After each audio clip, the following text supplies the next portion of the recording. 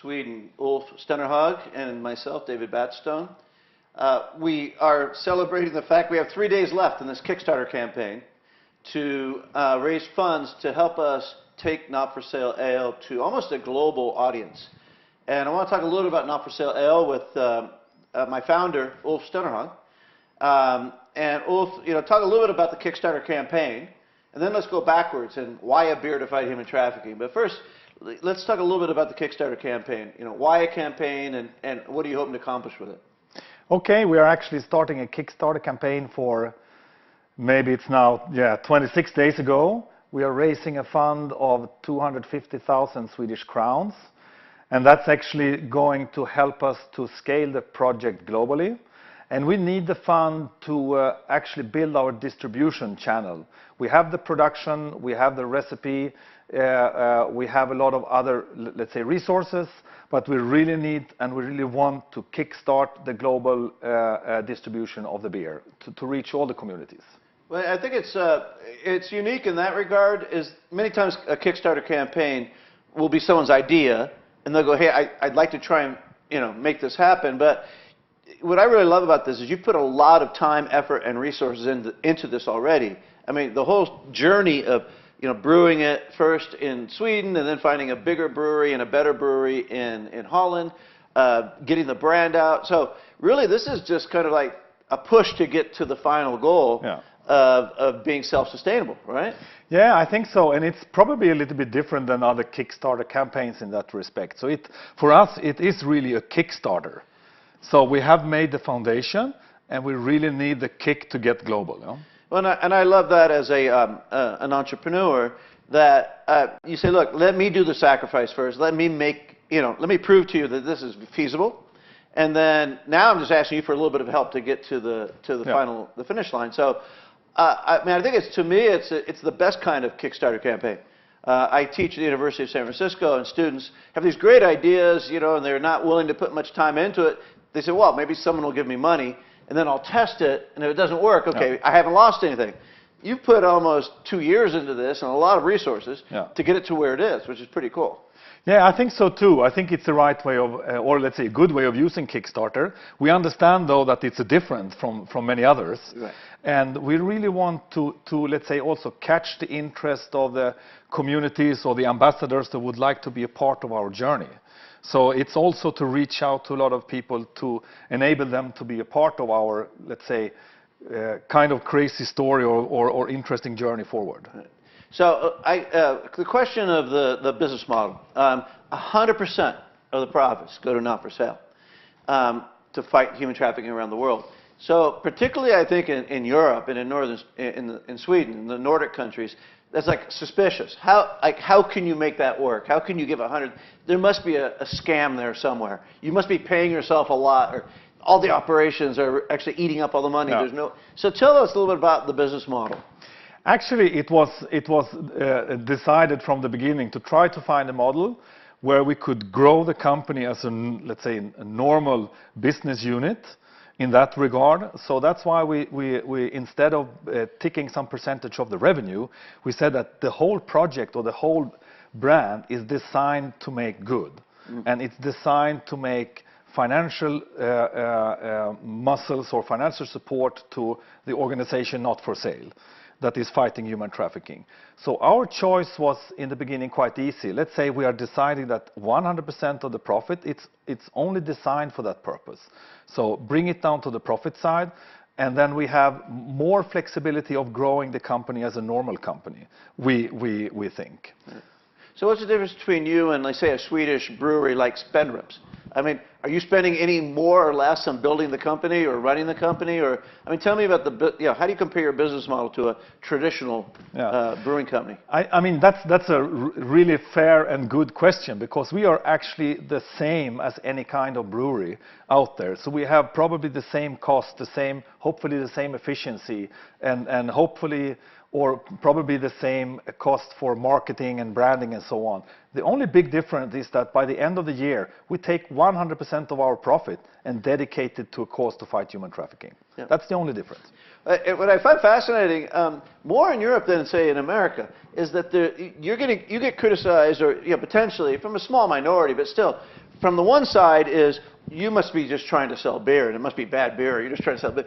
On the other side is, why are you trying to do good by having a company? I mean, it really is kind of threading a needle in terms of changing expectations and perceptions, how charity works and how business works. Yeah. In that regard, it's a kind of provocative product, but also an excellent product of bringing all this discussion to the table. And I think it all started as an idea from another perspective, but looking backwards, it's a great product in that respect, because you put all the questions on the table. But you're right, we get people that is suspicious from all of the sides, but also most of the people are liking what we are doing and appreciating what we are doing. You're getting an amazing amount of support. Yeah. I mean, the brand, I'm surprised being here in Sweden, how many people know about the beer already. And it's just come out into the state-owned alcohol distribution system. It's just come out and now available, but it's really well known, and people are aware of the brand, which is awesome. Yeah, and I think that there are several reasons for that. First of all, the great work that your organization, Not for Sale, has done over the years, and the great impact you have made. So we have already the foundation to build the brand. And then, of course, it's a good brand name. It's a catchy name. And then we have had a lot of people that has helped us with the ambassadorship of bringing out the brand to the market. Yeah, we're talking here in Stockholm, Ulf Stenerhag and I, about the Kickstarter campaign to get Not for Sale Ale into restaurants, bars, stores all over Sweden, but from there also all over Europe, and then eventually all over the world. And it sounds like a huge aspiration, but we think it's very possible. And so I guess in looking at that, when I came to Sweden to do an event, at the end of the film presentation, I was interviewed, and the interviewer said, "So what can we do to help you?" And I think they thought I was going to say, write a petition, call your government, or I said, buy my beer, buy a Not for Sale Ale, because that is a very tangible way that I know every day someone, or once a week, can help us. So the question from the audience was, well, how can you say you're going to sell a beer to fight human trafficking? Isn't that a contradiction? I said, okay. Looked out at the audience. I said, probably there's 800 people there.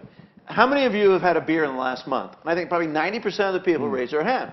And my question was, who benefited when you bought that beer? Like, you bought beers in the market. Who benefited? All I'm trying to say is, if you're going to buy a beer, I'm not trying to ask you to drink beer, but if you are going to buy a beer, then help someone beyond yourself or beyond the people who make it. So to me, it's a fresh way of approaching a social cause. No, I think so too, and you're right. The consumers are there. We want them to change brand, not drink more. So if you just change brand, you can do something good. Yeah, just like we say, drink responsibly, we also say buy responsibly. Yeah, which is the key here. You know? Yeah, it is. It's buying responsibly and being, so Not for Sale around the world, we have a incredible health beverage called Rebel, made from organic herbs, and it's the largest selling organic beverage, functional beverage in America now. And we benefit Not for Sale. We have a protein bar that is kind of a replacement for your lunch if you're in a rush. That's also helping Not for Sale. We have a Z Shoes. So we're trying to recreate the way that we think about fighting a cause like trafficking, so that we're not asking you necessarily to give us a big donation. We're asking you to help us fund a business. Yeah, and that's the question we get from many people, as the brand name is so clearly directed to your organization, Not for Sale Ale. So a lot of people are asking at the moment when the brand is getting recognized now. So it's a beautiful cause. We would like to participate, but where does the money go? That's kind of the second question we always get. So it would be excellent if you can make a, let's say, short presentation of what Not for Sale's work is all about. So we're talking about a Kickstarter campaign, getting Not for Sale Ale off the ground into distribution channels all over Europe. And yes, it would greatly benefit Not for Sale. Our model really is if we can get our own companies, so Not For Sale Ale, Z Shoes, Rebel, to pay all of our admin, so that when someone gives a donation, when someone, like when Not For Sale Ale gives money back, that it goes directly to a project. And so in a way, we're eliminating that whole kind of overhead that people don't like. And where does it go? It goes to the projects that Not For Sale does on the ground all over the world. So we work in 8 countries. We work in Romania, Vietnam, Thailand, Peru. We work in Holland. We work in Uganda and Congo. And we work in San Francisco. And our strategy is, okay, first, let's get people out of slavery. Let's pull them. It's almost as if they're drowning in the river. Let's pull them out. And it's from forced street begging. It's from brothels, kids who are forced to sell their bodies, women who are forced to sell their bodies in the commercial sex industry. It's in factories. Let's get them out, free them, rescue them. But I think it's really short term to say, okay, you're free now. And they go, well, free for what? I came from poverty. I came from living in extreme circumstances, and we're vulnerable all the time. And I'm just going to go back into that vulnerability.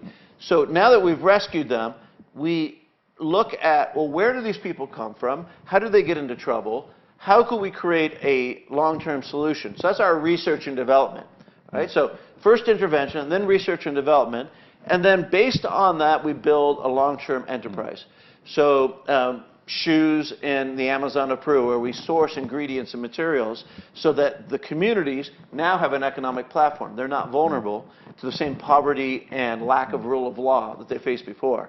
So we're doing this all over the world. So we have shelters, we have rescue centers, then we have research, and then we do companies. And for me, this is the full circle of trying to create solutions, not just solve a problem with a Band-Aid.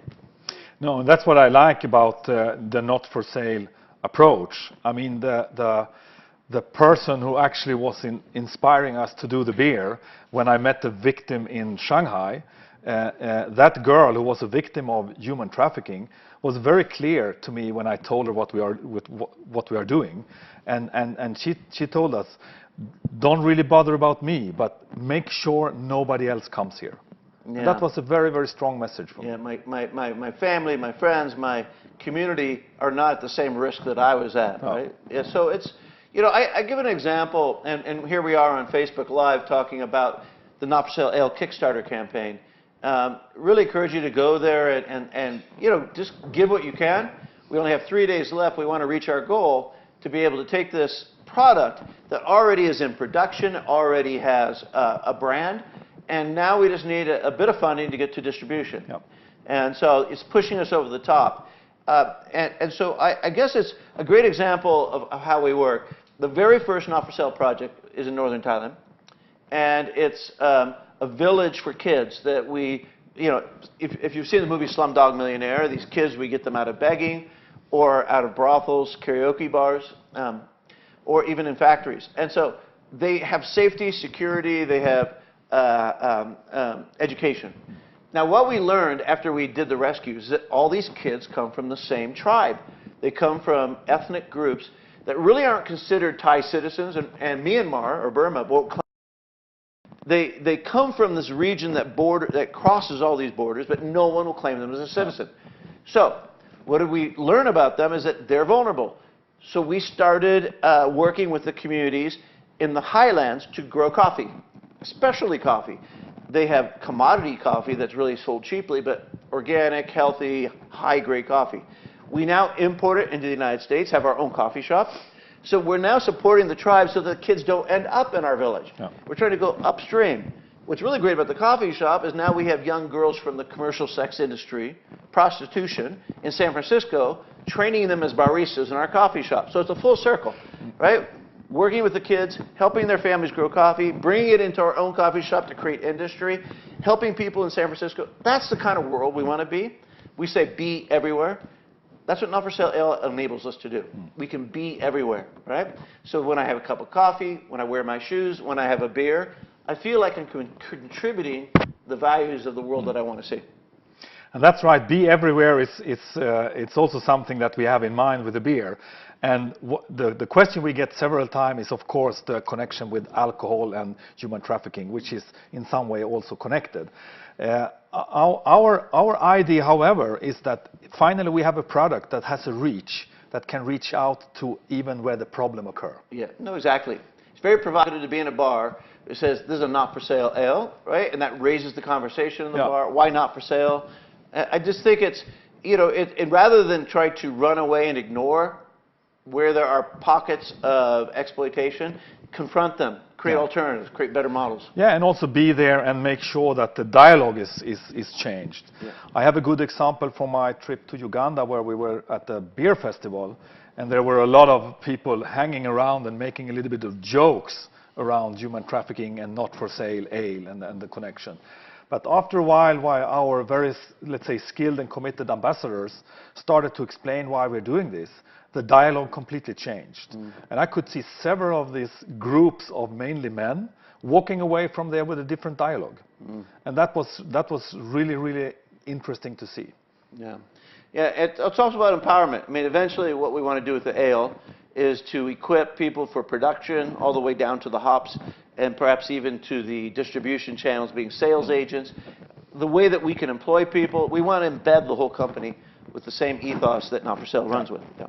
So it all begins with a Kickstarter campaign. It begins with, you know, a lot of people say to me, I want to buy the beer, where can I get it? Well, it starts now, right? Yeah. And we have different prizes or different rewards for donating, no? Yeah. We have, you can go to our Kickstarter campaign and you can get our beautiful T-shirts with our message. There is a possibility to also get some interesting lecture from Dave and myself here, if that's interesting. You can also, as a corporate, even get your logo on our beer for a batch of 30,000 beer bottles. So there are different ways of supporting us, and please have a look and see what you can contribute with. It will help us a lot. And in the months ahead, people can order it for their restaurant, for their bar, for their own personal use. Is that right? Yes, just contact us, and we will make sure that the distribution is heading towards your community and your neighborhood. And if you've been a business person before, you know how difficult it is to get to scale. And so I'm just so impressed with what the team in Sweden has done already, just using, you know, their own resources. And so this is a way for the community of people who care about social activism, for people who care about new models of charity and how we can approach social problems. This is a way to get behind, you know, wear your beliefs, really get behind and donate. There's 3 days left. Let's reach the goal so that now Not For Sale Ale can be in your local store, it can be in your local restaurant. That's what it takes. It takes a commitment from a group of people who want to see it happen. So thanks to you for getting it off the ground and doing so much, sacrificing so much to get it to this point, and hopefully all of us can rally around you. Thank you so much for building the foundation, for making it possible.